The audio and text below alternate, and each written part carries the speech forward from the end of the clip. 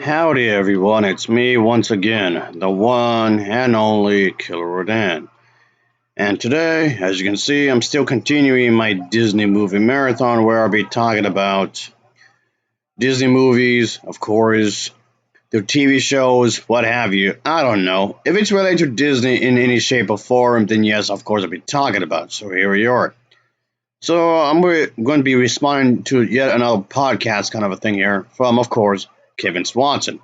This is in relation to the Hollywood studio as a whole because he believes that the Christian perspective, the morality is in decline in recent years because of course.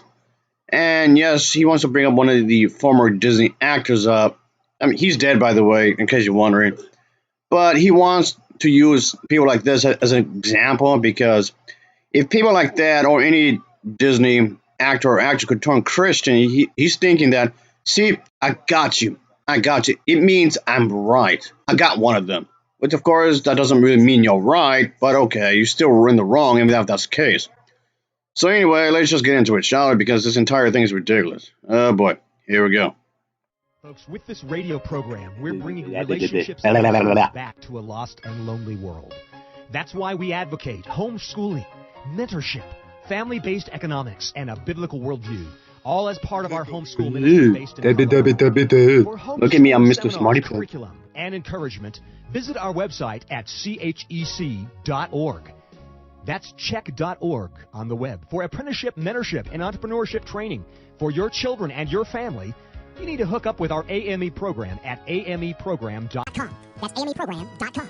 You know, the Generations Radio program is a ministry of generations with vision, where we work hard to cast a vision for the next generation through each and every radio broadcast. Tune in online at generationsradio.org for the daily show, the blog, and the online store. That's generationsradio.org. Welcome back to the Generations Radio broadcast, my friends. This is Kevin Swanson, and with me is Dean Jones, the actor, the guy that we watched when we were little tiny tykes in the 70s and 80s. He was starring in a lot of Disney films back in those days. And welcome to our broadcast, Dean.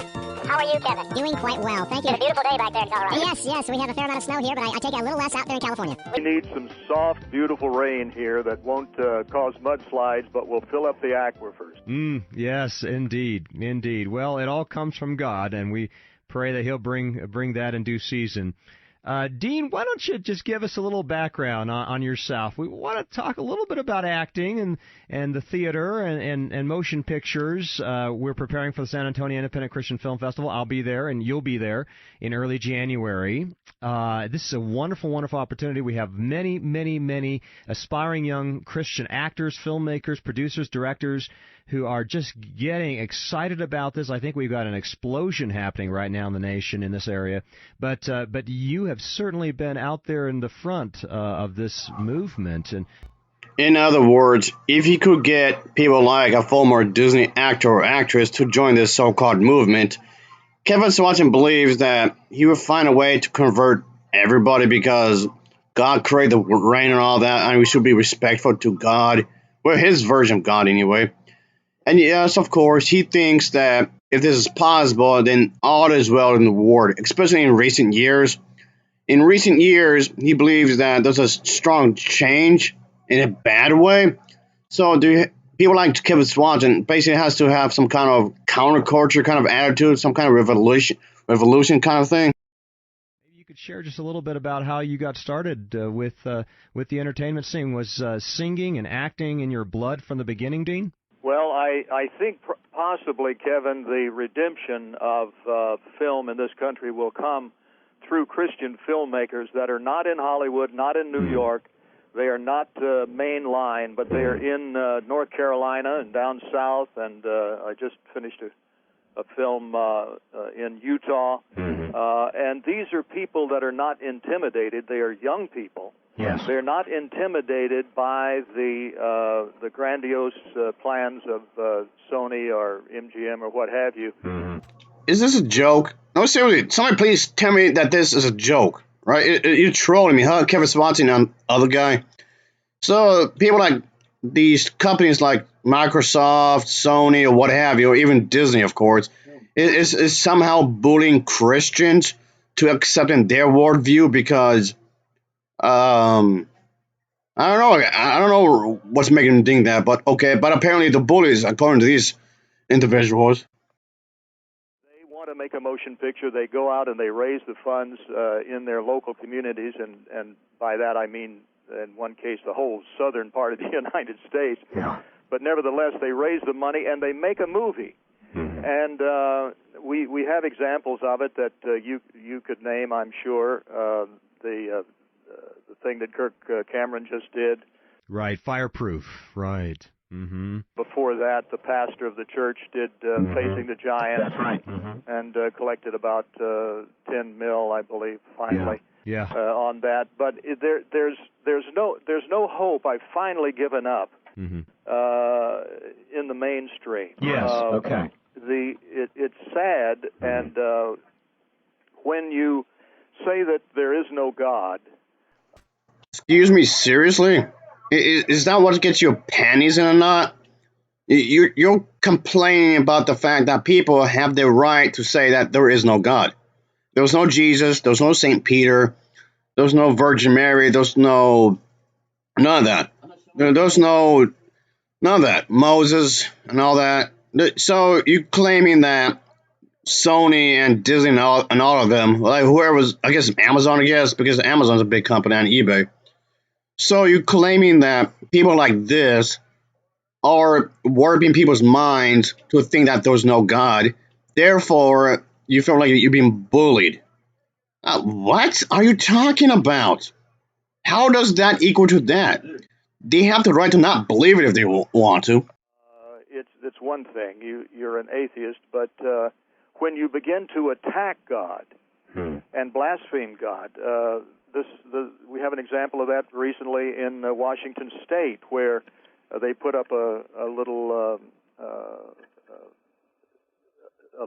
Christmas decoration of the birth of Christ, and right next to it, somebody put up saying a parchment that says, "There is no God. This is ridiculous, and you got to be an idiot to believe this." These are attacks upon God, and I think of our Lord, the Savior on the cross. He said, "Father, forgive them, for they know not what they do." Yeah, that's not condescending whatsoever. Trying to do some kind of little prayer thing or whatever that was for people who are criticizing people like you. That's condescending. So there's this thing called freedom of speech. I don't have to believe in God. If there is a God, he will understand. Since God created everything, you believe God created everything, he knows everything, right? Then he should know my perspective and he should understand. So what's the problem exactly? I don't know.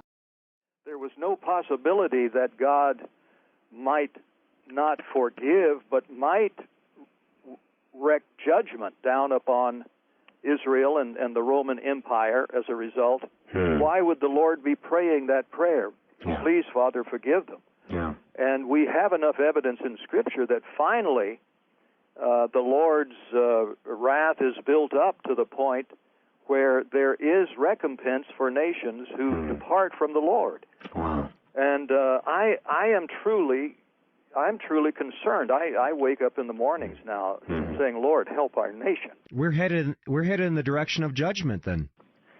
I feel we're on the brink. I just got a little book, Kevin, God is the Issue. It came from Brad Bright, Bill Bright's son, wrote it. But on the cover, it has some wonderful quotes. One is from A.W. Tozer. Quote, "It is impossible to keep our moral practices sound." Just because people believe in different versions of your God, that in itself does not mean you're being discriminated against. The ego of these people, they have big old egos. That's what's going on here in this. While our idea of God is erroneous and inadequate. Well, that's powerful. A.W. Tozer. You have Dostoevsky. If there is no God, then everything is permitted. Yeah. And that's what we're after. That's what the godless in our nation seem to be after. Everything should be permitted. Here's a modern pastor that says, "What you believe about God determines your happiness, your direction, and every facet of your life." Rick Warren. Again, this is just coming off so self-important. That's what this entire thing is. So self-important. Look at me. I'm the right one. I'm the truth bringer or whatever. Here's one of our founders. "Reason and experience both forbid us to expect that national morality can prevail to the exclusion of religious principles. George Washington. We have departed greatly from the belief system of our founders. And Dean, I think it's time to call this nation back. And maybe that's what some of these film producers are trying to do. They're really trying to bring out the importance of God in our reality. I believe that's true. And I haven't forgotten your first question that you asked me about 5 minutes ago. But, I still don't know what any of this have to do with anything. It just comes off you're just projecting your own needs because you believe society should obey your rules because you apparently know all the answers. The life in Hollywood, the studios, really is somewhat of an example of how far we have traveled from giving glory to God. I was right out of Naval Air Corps and signed at MGM when MGM was, quote, the Tiffany of the entertainment industry. They called themselves that, so I don't know what that says about their ego at the time. But at any rate, they were the Tiffany of the entertainment industry. And L.B. Mayer, who was just going... Again, if anybody believes in a different religion or if anyone criticizes people like you, oh yeah, they have big egos. It's not you, it's them. It's nothing more than a blame game. Out as I was signed there, he had made statements like, we have an obligation, we being the greatest studio at that time in Hollywood, we have an obligation not only to entertain, but to lift the cultural level of the United States. Now, and even Jack Warner, who was no saint, I think we all agree, said we can't downgrade the American people. We must lift them. And okay, they have to be the right kind of Christian. Your version of Christianity is everyone else that's false. But again, you're acting mad ignorant here when you think about it. But okay, proceed. So you had these studio heads at that time who were setting an example and indeed telling what could be made in terms of motion pictures in our country, not wanting to shock and insult the godly people of the United States. And now my great fear is that we have become a people that will almost settle for anything, as one of the statements here on this book. It's impossible to keep our moral practices sound while our idea of God is erroneous and inadequate. So through the 70s, the 80s, and the 90s, Dean, what are we seeing? Are we seeing a decline in the moral status of the motion pictures being produced in Hollywood? Do you see a decline in the trend?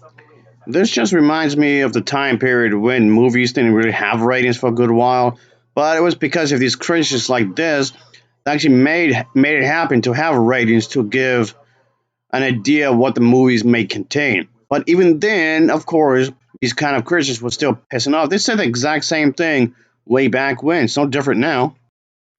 There is a horrible decline.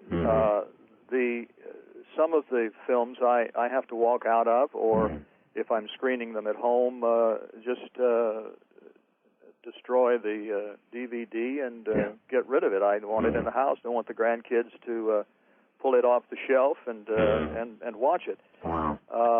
And so we have, thank God, a remnant of filmmakers, a Christian remnant that is doing something about that and providing righteous entertainment. And I'm not saying that every picture has to be a preachment for my view of New Testament life, but I'm saying that when we begin to blaspheme God and blasphemy, Christ, it just goes into what I was saying. Having these Christians believe in multiple different versions, like the Jehovah's Witnesses, the Catholic Church, the you name it. There's the Methodists. Just because of the fact that there's multiple different versions of the Bible, they're acting as if that Kevin Swanson and this other guy, they're not the two Christians. I'm the two Christians. All the others are just blaspheming. considered by the producers that I talked to as less a grievance against what they perceive to be their way of making pictures than four-letter words. Yeah, yeah.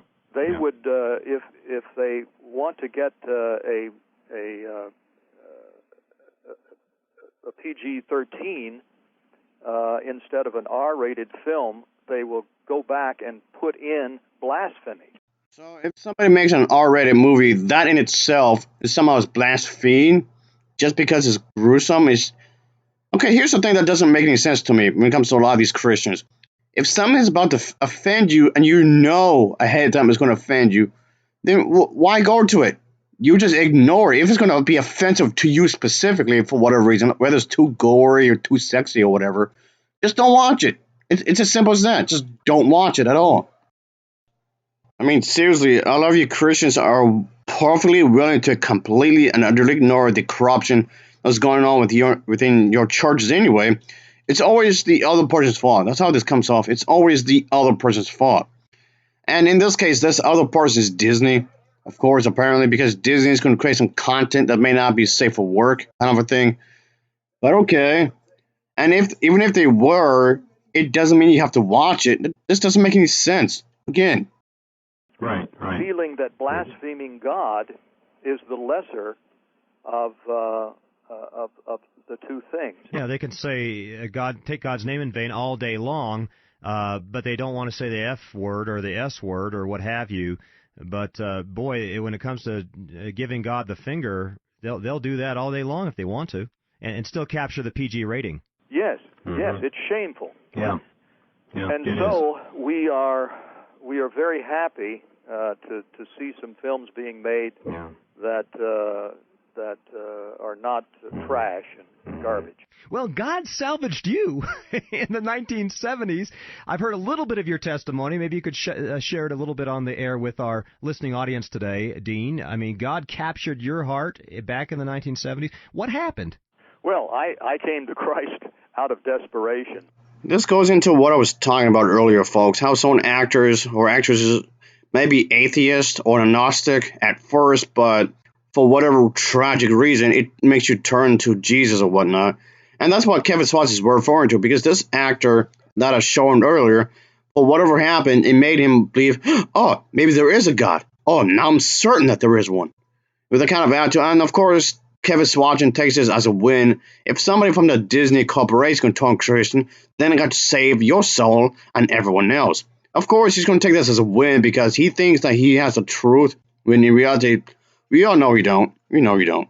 Kevin, I had tried everything else, and I was starring in motion pictures, and I had the white Ferrari and the house, et cetera, and yet I was a miserable human being. I was unfulfilled and unsatisfied, and kept thinking there's got to be more to life than this.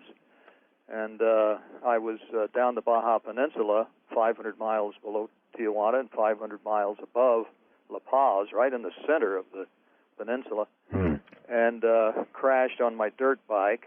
I had seen a little girl that had pock marks, and of course, he's just detailing how he became a Christian, a conservative Christian to be more exact. And as far as I'm concerned, he's a traitor because of that. So if you're going to go on line to line, meet eye to eye, however you say that, just go on, or just flat out line, I guess. You're a traitor as far as I'm concerned. And this, yes, will of course include Disney employees who join up with their church. They're not exception to this. Just throwing it out there. So anyway. Sores all over her face, a little Mexican girl. We had stopped for water at a little ranchero. There were no roads down there in those years. And I was with two buddies. We were going to the photograph the gray whales at Scammon Lagoon. And so we were crisscrossing the peninsula and sleeping on the ground and stopping where we could. At any rate, this little girl, the flies were feeding on these sores on her face. And I was so touched by her appearance. And in those days, I claimed to be an atheist. And I cranked up my machine and struck out across the desert. We were connected with walkie-talkies, bike walkie-talkies, so I wasn't afraid of. Pretty much, in other words, what he's trying to get at, oh, who else saved me from this dangerous situation? It had to be Jesus. It had to be the saints and all that saved me from this dangerous desert, whatever thing he's talking about here. So, again, how is this evidence exactly? I know he's trying to talk about how to pinpoint this and that, how specific this apparently had to happen, but I find this entirely questionable. Why didn't this experience apply to everyone else? Like, really, if your version of God exists like you claim it does, then why doesn't this happen to everyone else? It seems so weird. And again, I'm going to do one better. If your version of God exists like you suggest it does, yeah, I'm kind of God in it. What are you going to do about it? So, okay, why didn't God, your version of God anyway, warn you? Why didn't it warn you beforehand? Why did it have to come to this specific point for you to understand? I know it's something, I know you're going to say something like, oh, I was just being arrogant at the time. That doesn't matter. That does not matter. He should say it anyway. I mean, granted, somebody or some people could suggest something and give advice, and you could consider it. And if you ignore it anyway, that's on you. So in that case, why wasn't that coming to this conversation whatsoever? Oh yeah, that's right. Because it would not go in line of this narration that you're trying to say here. It goes against it, really. Oh, excuse me, I'm putting plot holes in here. Oopsie daisy. Outrunning my friends. Hmm. But and there was a flash flood ditch right in front of me. I had been cursing God, and I knew I'd had it when I saw the ditch. I couldn't stop. I was doing maybe 60 in on this terrain, which was much too fast for the lay of the land and the sand dunes and so forth.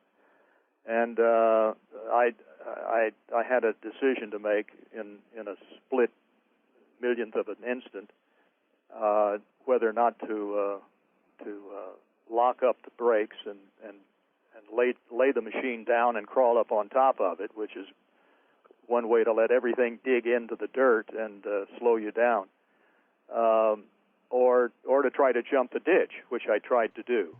Well, back in my day, my kids didn't use cell phones.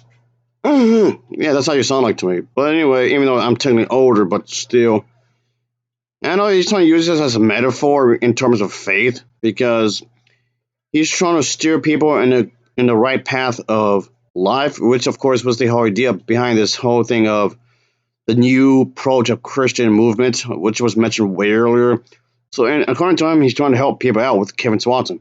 Tried to find a little knoll, because you're airborne half the time in that kind of terrain anyway. And if I thought if I could just find a little bump and get airborne, I could get across it. But that's the last I remember. I don't remember to this day hitting the other side of that ditch. But I lay there for a day and a half with my pelvis broken in 13 places and brain concussion, and my buddy's fist in my hip to keep me from bleeding to death. And over and over went a poem in my mind, a poem about a man running away from God. I never knew. That doesn't make any sense. Atheists don't believe in a God, so how can you even say that? So what he's trying to get at is that if you don't believe in God, that's proof. That the fact that you don't believe in God, the fact that you're questioning God's motives and whatnot, that's somehow in itself proof. That doesn't make any sense. That's like telling me that you just want to, you're an atheist just because you want to sin. That doesn't make any sense because, well, first of all, you have to accept the faith in order to that work, but atheists don't want to accept any of that. That I had read, much less memorized, The Hound of Heaven by Francis Thompson. But that old poem was given to me by the vocal teacher at MGM Studios. She gave it to everybody, Clark Gable and Glenn Ford and Hepburn and everybody that was under contract. Of course, I was a Johnny-come-lately, right, 19 years old or whatever. But the outcome of that was I look back on it and saw that God was beginning to talk to me. Mm-hmm. He was beginning to say things like, "You're running away from me," and he spoke very. Hey, it's me. Pay attention. Pay attention. Mm-hmm. Just because you're going through a patch in your life, whether it's relationship-wise, financially speaking, or maybe you're just struggling to stay focused, I guess, or what have you, whatever the case may be. Again, that in itself is not proof that God is trying to tell you, pay attention, pay attention. You must pay attention. That's not proof. How is that evidence exactly? You still haven't explained anything really, like at all. This is just mumbo jumbo as far as I'm concerned, because it is. And you shouldn't say things like you just said to me on that motorcycle. And that was just the beginning of several incidents in my life where I realized that I was being drawn back to God. And then in a hotel room in Cherry Hill, New Jersey, starting rehearsals for a new play, I knelt on my knees one night and committed my life to Christ. The Prince of Peace I remembered from my Sunday school teacher in Decatur, Alabama, and I came back. He said Alabama. I'm sure there's an incest joke somewhere in there. Anyway, so I'm pretty sure a woman like this would be sent to hell because she would be viewed as a sinner just for being up front with people. Some guys get scared because they think I'm pranking them or something. And I'm like, no, I just want to suck your dick. And they're like, nope, nope. I'm like, okay, bye. Happens all the time. Back to the Prince of Peace. Well, praise be to God. Boy, life lived serving the true and living God and following the lordship of Jesus Christ, our Savior, is a life that can be replaced by no other life. That's right. There cannot be, to be around Christians, to be in a Christian setting, you cannot find that kind of joy and that kind of fellowship, that kind of atmosphere in any other setting. I mean, go through your mind and think of the ideal setting to enjoy life and to be happy and to. Again, what the hell are you talking about? That could vary from person to person. What's suitable for you may not be suitable for your next door neighbor. You're trying to act as if life is like a one-size-fits-all. That's how you Christians act like. If there's somebody that's slightly ever teeny tiny different than you, you treat them like the criminals. That's just so dumb. You're trying to force your own will against everyone else and then claim that's what the other side is doing. Have camaraderie and fellowship. It happens in the Church of Jesus Christ, and you have to know Him, and that's why these producers, directors, filmmakers, cameramen who know the Lord and are making films that honor Him are so needful in this country. Well, let's turn our attention to some of the things that you have done, some very significant roles that you have played in Christian films. I think of St. John in Exile, which is really a stage play. It was the one-man stage play. You did it back in the 1980s, and of course it was turned into a DVD, a video later, but an incredibly powerful presentation. What were you trying to capture with that presentation? Well, trying to capture the love of Christ. I seriously find that hard to believe because, again, like I just said a moment ago, people like you are trying to force your will against other people, especially when they disagree with you. Because you're trying to act as if I'm just trying to help you. I'm just trying to make sure I save you so you won't be sent to hell forever and ever. That's so dumb. Just leave them alone. No one's bothering you. You're bothering them. That doesn't make any sense, but okay. And then when people start pushing back, you get annoyed. And you wonder why it happened. This doesn't make any sense. In the heart of John, of his last living disciple. Yes. All of the disciples, with the exception of John, had terrible deaths. They were impacting the communities wherever they went, and there was great opposition to the gospel. And Yeah, I wonder why there was great opposition to the gospel. Just because y'all are going through a past, that doesn't mean that you're in the clear here. That doesn't mean you're the victim. You created your own problem here. They, in fact, I say in the DVD St. John in Exile, I give the way that all the disciples died, and it was pretty gruesome, pretty horrible. Okay, this is just getting really cartoonish. It's so over the top. So you mean to tell me that society itself is just going to randomly, at some random point, stop functioning because they don't believe in your version of the gospel? Okay. By the way, Dr. Don Berrigan, wrote the play. Okay. I just helped him edit it down with my wife Laurie, and it was 3 hours when it was sent to me, and I said, well, nobody's going to still be in a theater when any actor gets through doing this, but. What the hell are you talking about? What? Okay, let's look at a few movies here. Schindler's List is about 195 minutes. That's pretty long, and people didn't seem to mind that. And also, Shutter Island's about 2 hours and 18 minutes, and people really like that movie. And then we have films, even if I'm going to use a Disney movie, I can do that. Because I will go for, let's say, Frozen 2, which is roughly around the same time. As long as it's a good movie, I don't think people would mind, really. Of course, assuming that you have the time to watch these movies, but I'm just throwing it out there. So anyway, I wouldn't mind seeing, like, maybe a 3-hour movie of Brave, because I actually like that movie. It's pretty good. I mean, it's a fantasy kind of thing, so it's not like that hasn't been done before in other movies. So I had read it and thought, well, I'll just discard this, and I put it on a stack of scripts next to my desk. And I was out back on the North 40, we called it, out back in the yard, and a few days later, and began to think of John at the foot of the cross. There was a scene of John at the foot of the cross, and I thought, what an incredible thing that must have been for this young man. He was the youngest of all the disciples, and now he's old and thinking about this. And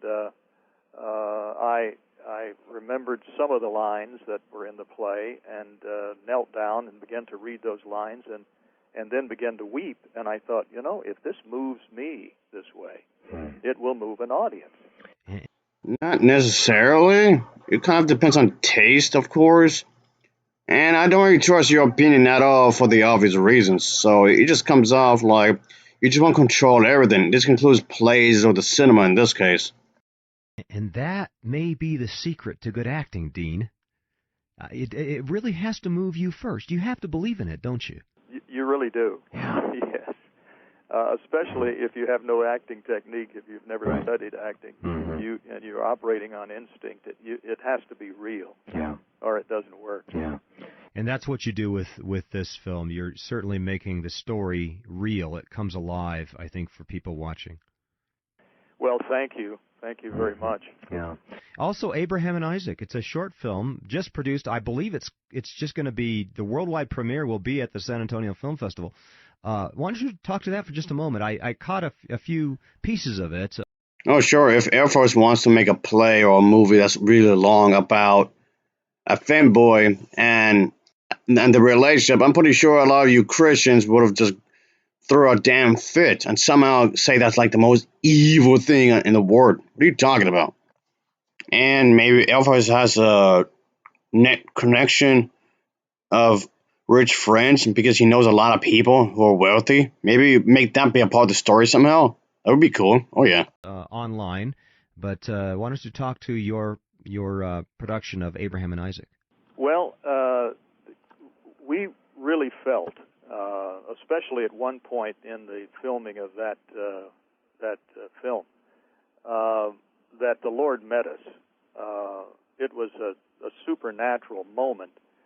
We were on the top of a slate mountain. It was black slate, about 50 miles this side, west of Salt Lake City. And the slate was razor sharp, some of it. It had been piercing the sandals of the extras, the sandals they were wearing. To be in keeping with the the time, and it would cut their feet sometimes, and it was a rugged, a fierce environment to be shooting in. The line was, if you don't like this weather, wait 5 minutes. Everything was changing, and we would go out early in the morning, 6, 7 o'clock, and it would be freezing cold, and in the afternoon it would be so hot you had to start taking some parts of your coat off. At any rate, the moment at which Abraham raises the knife over Isaac and is going to plunge it into his heart to sacrifice him on the altar and then light the fire, that moment the director was standing by the camera, and he would cry out, Abraham, and the voice of God would be put in at a later time, and then a blinding light would appear, and I would hold my hands up in front of my face because it was so intense in my eyes, in Abraham's eyes. And then in post-production, the bright light would be put in, and so forth. I realized there was no bright light at that time. We were going to do it later. But what happened was that when the director said Abraham, the clouds parted on the top of that mountain, and the sun broke through blindingly in a moment. And I did put my...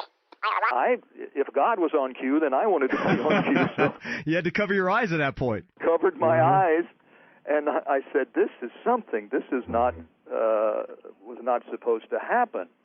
So then I felt I needed to respond in an appropriate way, and so I fell face down on my stomach onto this dark black slate of a mountain. Pierced my left hand, and but I felt that was the appropriate gesture toward Almighty God, who seemed to have showed up on that mountain.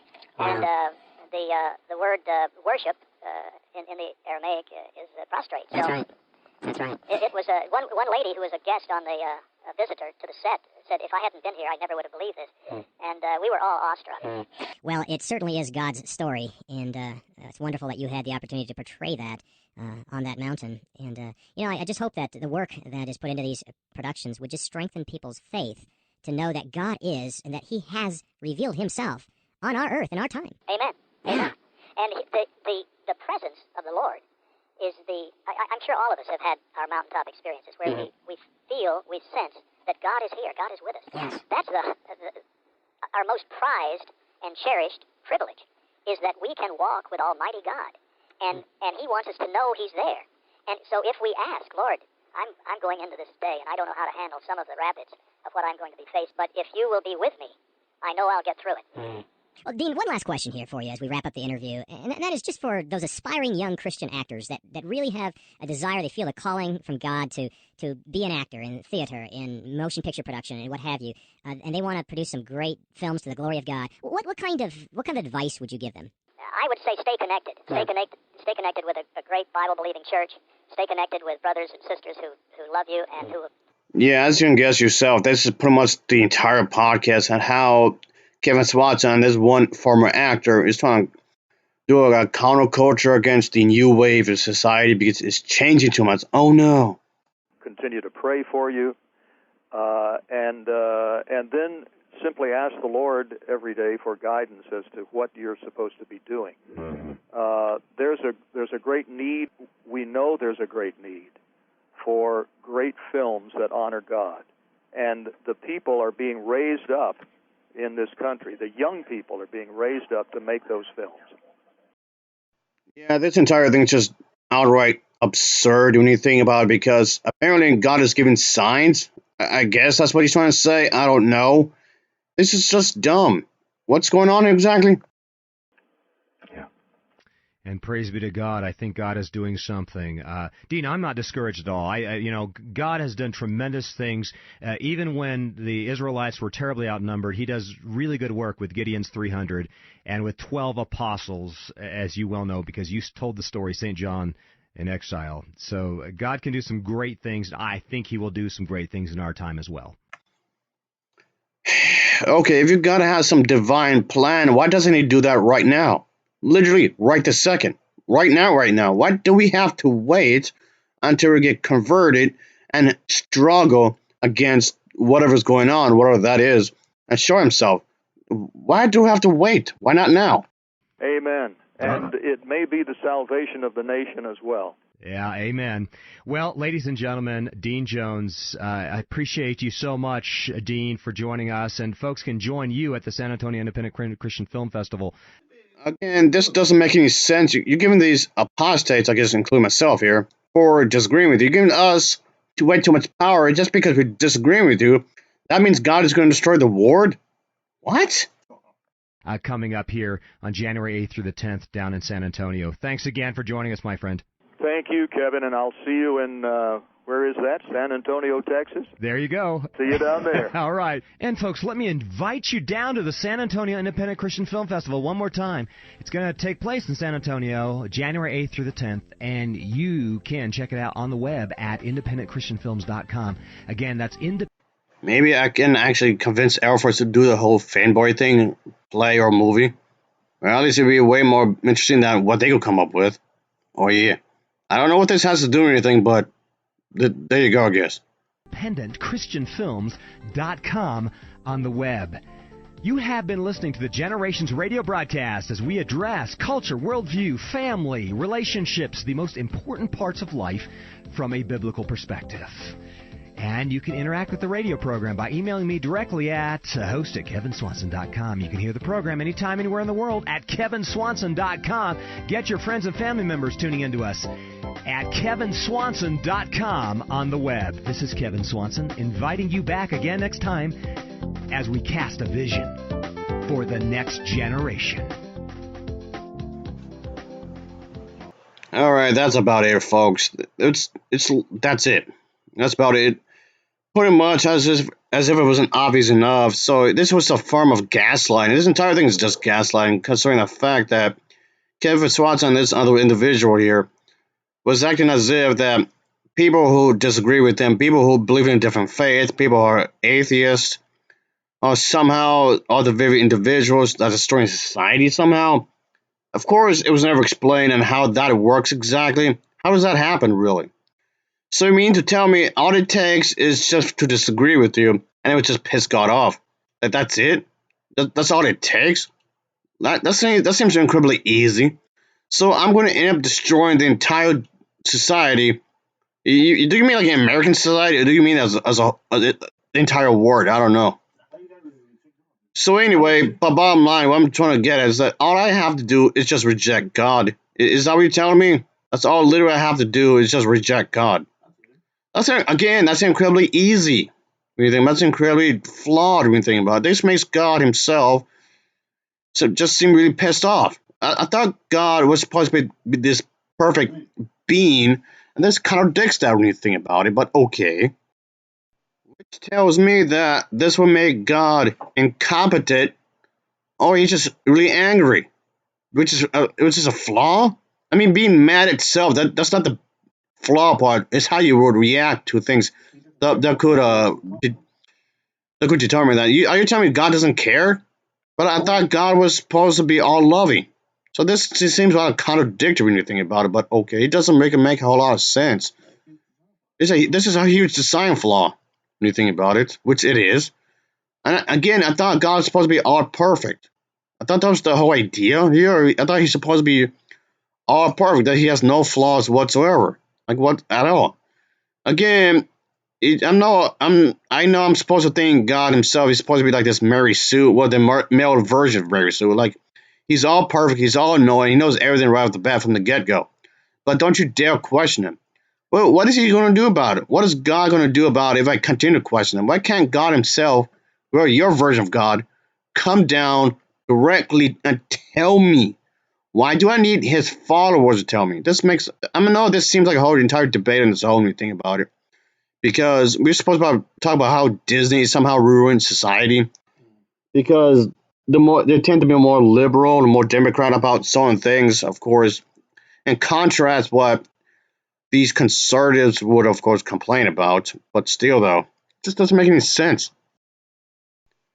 Because case in point, even E.W. Jackson has something to complain about. Oh, society's changing. How dare society change and whatnot.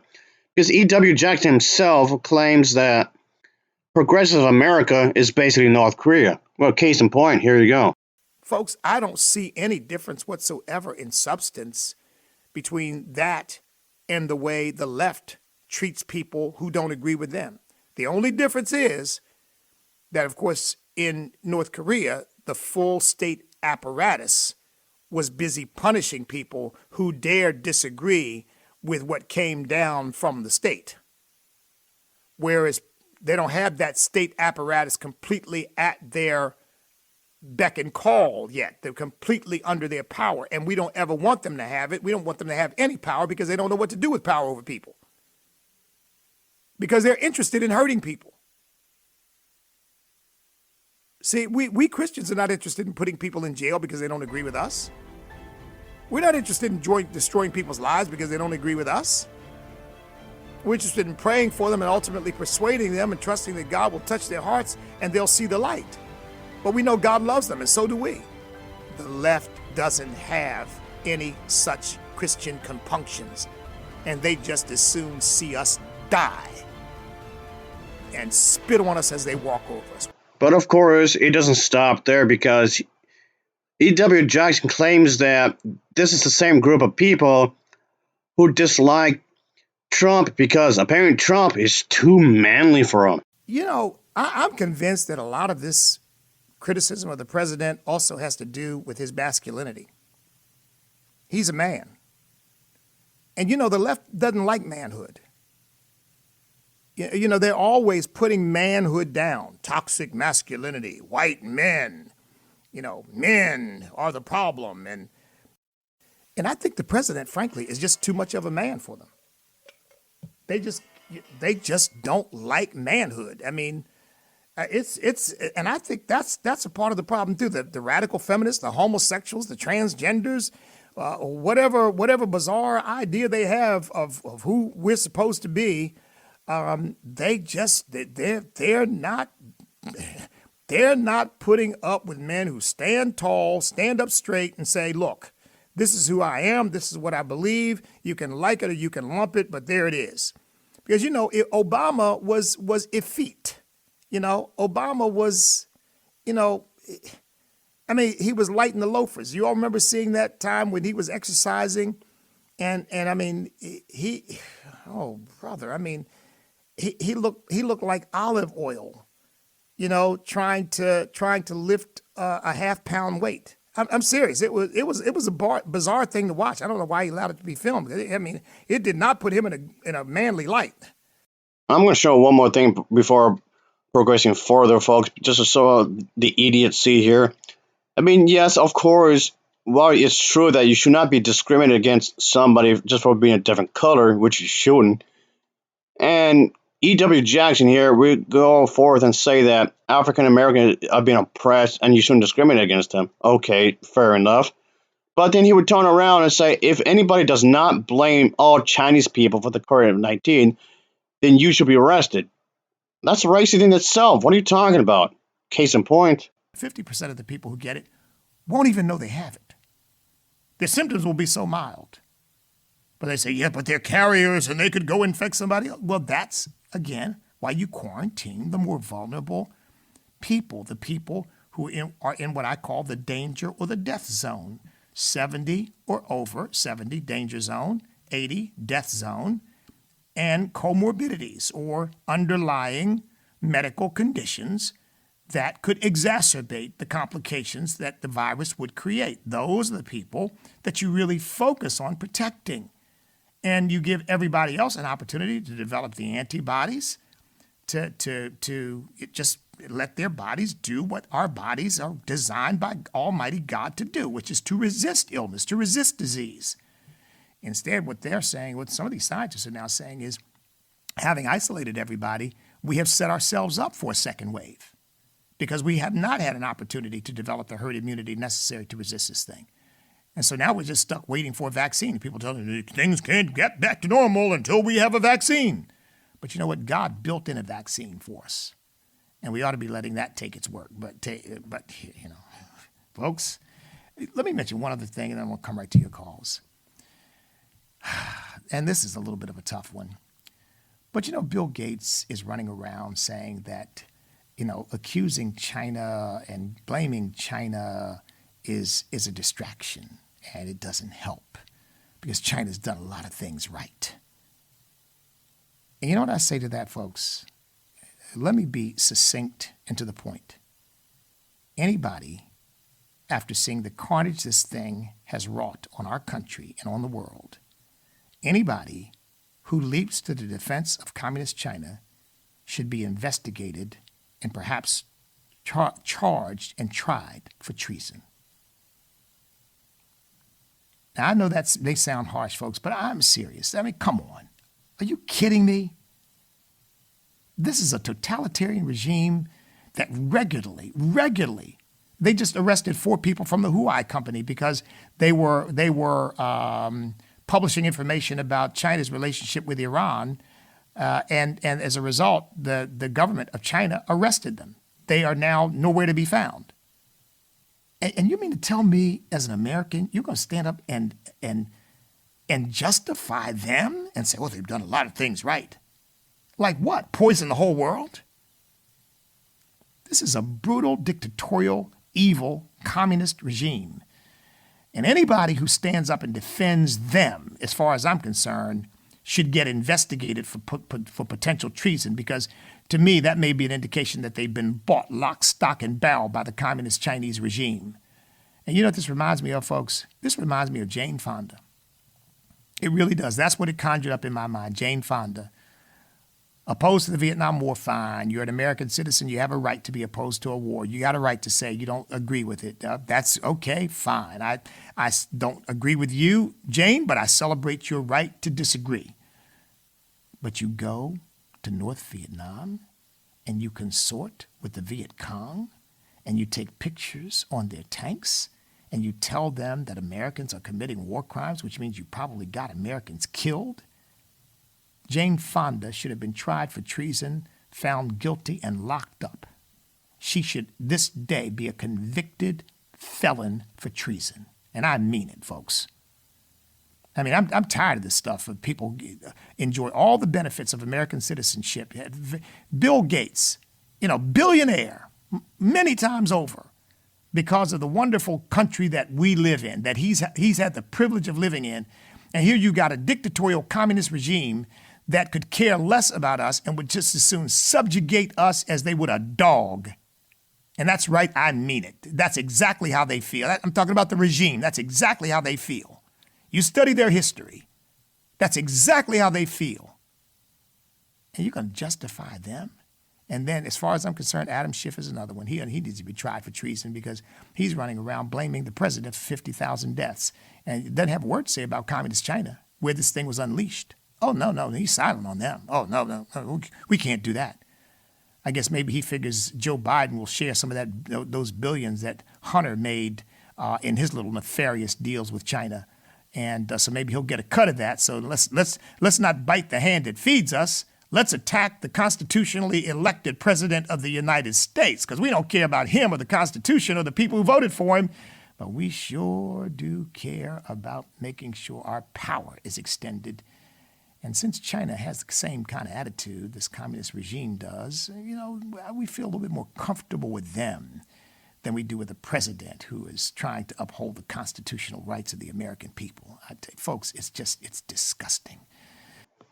Yeah, that's the kind of thing I'm talking about right there, folks. It doesn't make a whole lot of sense, because how can you be claiming that you should be open-minded, you should accept others for being different, but then you say stuff like that? It's contradictory. It just seems as though you're just going to be picking and choosing on what you want to believe. And it just seems odd that people like this would want to go against Disney just because they would be accepting of others, just because of representation. But these are the same people who wouldn't want representation in Disney. But then if they do it, they start complaining about it. But all right, it has to be the right kind of representation, of course. At the end of the day, it just comes off money is influence. We all know that. I know that. You know that. Money itself is influence, which in itself doesn't necessarily have to be a bad thing, of course. Not necessarily. But it's just that conservative Christians like this just want all the power to themselves. I think claim that's what the liberals are doing. The liberals are trying to twist things around. Or the Democrats or whatever, of course. And I mean, don't get me wrong. If there's any Christians who are Democrat or who are liberal who had done questionable things, they should be cut out for it, as they should. But it comes to criticism like this, they're just bashing. Because there is a difference between criticizing somebody constructively and just flat out bashing. Which, of course, doesn't make a whole lot of sense because if it's done to these people, they start complaining. But it's okay to do that to everyone else. It just seems odd that these kind of individuals would just have this kind of mindset, acting as if that they're the victim. Which, yes, I know that a lot of these Christians became, especially the Christian nationalists and the Christian conservatives and the Christian fundamentalists, groups like this have that mentality that, oh no, I'm being attacked because so and so is doing this and that. And somehow Disney's at fault of this. Personally speaking, folks, it is a good thing that Disney is changing some ways for the better. And I'm not saying that Disney was bad back then. I'm not saying that, okay? Just putting it out there. My point is that Disney should change because if it kept it the same, it will become stale. What worked back then may not work now. If something was fantastic, let's say during the 1920s, 1930s, 1940s, fine. That's fantastic. But that doesn't necessarily mean that it's going to work now. That doesn't mean it's going to work today. This is more modern. That doesn't mean it's going to work right now. What worked back then may not work now, as I'm getting at. Which is why I did get annoyed with Disney keeps remaking everything, which I'm getting tired of talking about, really. A lot of Disney fans just care about the nostalgia. Yeah, I mean, yes, of course. I've talked about this quite a few times before. They care about the past, the past, the past. The past, the past, the past. They care more about the past than anything else. And yes, a lot of DC fans are guilty of this. And yes, of course, I've ranted about this before. And yes, I can say the same thing with a lot of these Christians. They care about the past. They want to preserve the past. If anything, they care about the appeal of the 1950s. How it was back in the 1950s, the white picket fence, and of course the nuclear family, all of which I've mentioned before, of course. And that's the thing, they want that back. Even though it wasn't exactly perfect back then, it was not. The 1950s was flawed. Were there great things from the 1950s? Of course, there were plenty of great things from the 1950s. I was there before. You have to keep in mind I was around for quite a while, folks. And yes, I do remember lots of fantastic things from the 1950s. But it was it perfect? No, of course not. And they're just these types of Christians are just glorifying the past. Is what's going on. They're glorifying it, acting as if it was the single best time ever, which it wasn't when you think about it. But okay, one of the best times maybe sure, but not the only one. So it just comes rather odd that they're trying to glorify a period of time where minorities didn't really have that many rights. Yeah, I'm looking at you, E.W. Jackson, but also women didn't have that many rights either. I mean, they technically did, I guess, but it was to a legitimate extent, is what I'm getting at. Anyway, let me just stop here. I could go on and on with this alone. I could go just on and on and on. But basically, the fact, the idea that society is changing, somehow society is changing is Disney's fault, and things have gotten worse and worse apparently. I don't know what the evidence is, but okay. Anyway, that'll be it, folks. So thanks for watching. Take care. Until next time, I guess. Whatever.